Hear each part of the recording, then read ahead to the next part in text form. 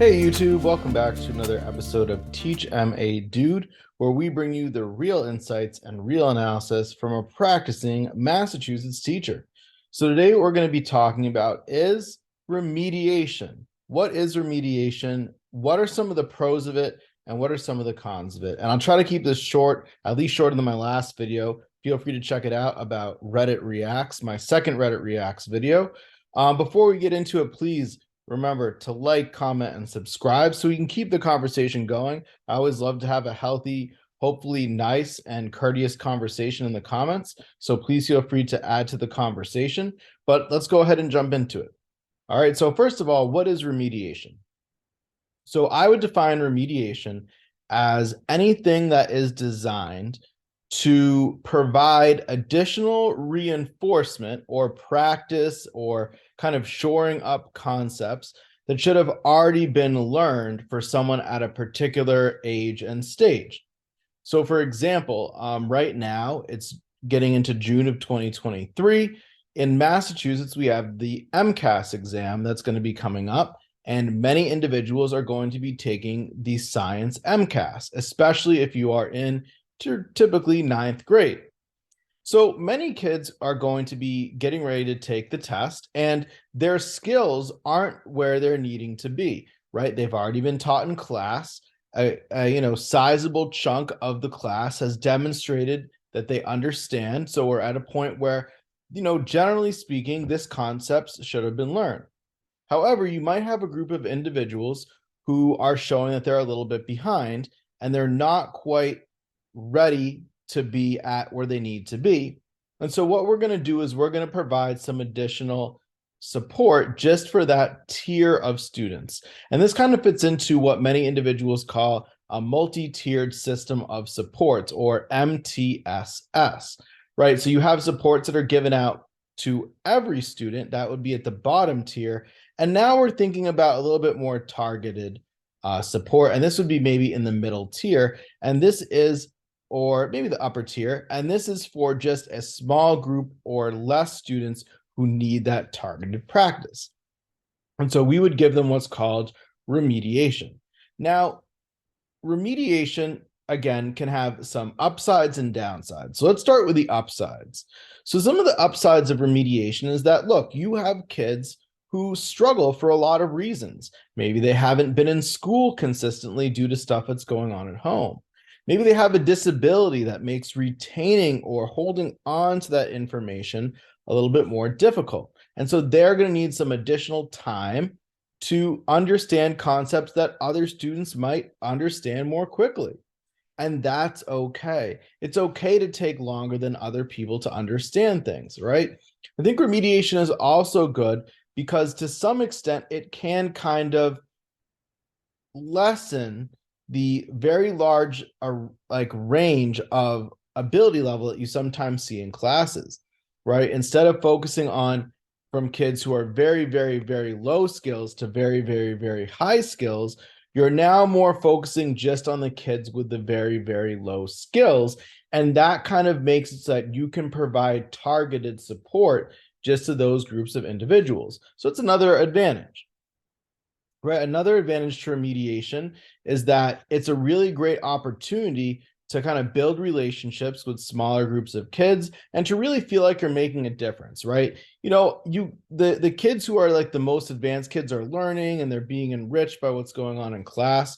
But this is an opportunity to really build strong and like caring relationships with students who are really most in need of that specialized teacher support. And I think the students generally, for the most part, will really benefit from that.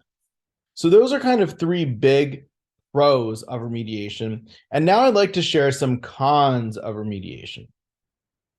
So I think of remediation kind of like therapy in a sense, right? So let's say that I was to fall and break my leg and I need to get leg surgery, right? Well, while I'm off my legs, some of my muscles in my leg are going to atrophy and I'm going to need some kind of physical therapy, right? I'm going to have to remediate in order to get my structures of my muscles back so that I can regain quote unquote normal movement. Right? So the issue is if I don't go to the physical therapy, if I don't listen to the physical therapist, if I don't do the exercises that the physical therapist prescribes for me to do, then either I will not achieve the remediation or I will not achieve it at the level it needs to be. And now what I'm going to do is I'm going to bring this into what remediation looks like in a school. So the issue that I see with remediation is that kids who are not bought into the remediation and who do not want to take part in the remediation are not generally going to get a lot out, if anything, out of it. And so the difficult thing is it can be difficult to tease out the kids who genuinely want to partake in it from those who do not want to partake in it. And what happens is the kids who want to be there and who want to have that experience are often derailed by the many students who do not. And unfortunately, in today's day and age, it's just not possible to have an environment where we remediate the kids who want the remediation. Sometimes, for better or worse, we want to target the remediation to everyone who we think needs it, right? In my current situation, I can think about how there's a lot of very disruptive kids who prevent the kids who genuinely want to be part of the experience from being able to have that. And so that kind of detracts from the kids who would really benefit from having that targeted support.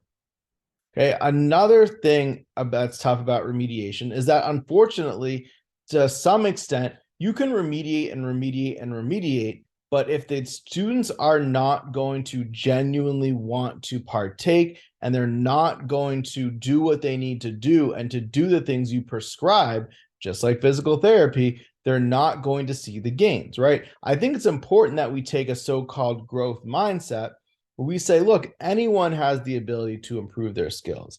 Anyone has it within them to do this, and that's good. But at the same time, I think we also need to recognize that individual student effort is crucial to actual attainment.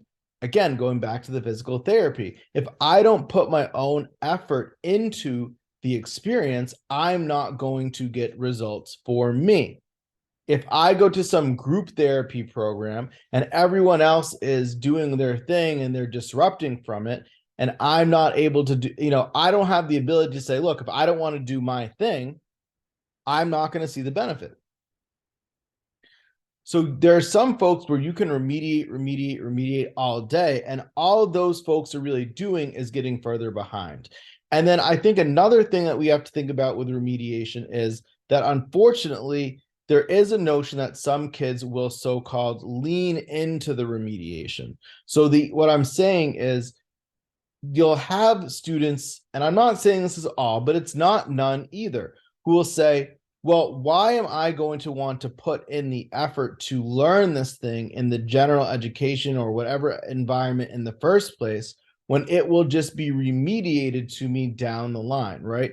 No worries. I don't have to understand this now because someone's going to help me later on understand it. And I think it feeds for some, and not all, but not none, into what we'd call learned helplessness, where the student never takes on their own responsibility for learning because they're going to rely on this targeted and more hands-on support. And I think that is actually dangerous because, look, in reality, in life, you need to be able to take on tasks and accomplish them, and you need to be able to be prepared to take on a large level of responsibility. If you don't, the reality is you may be passed over for promotions.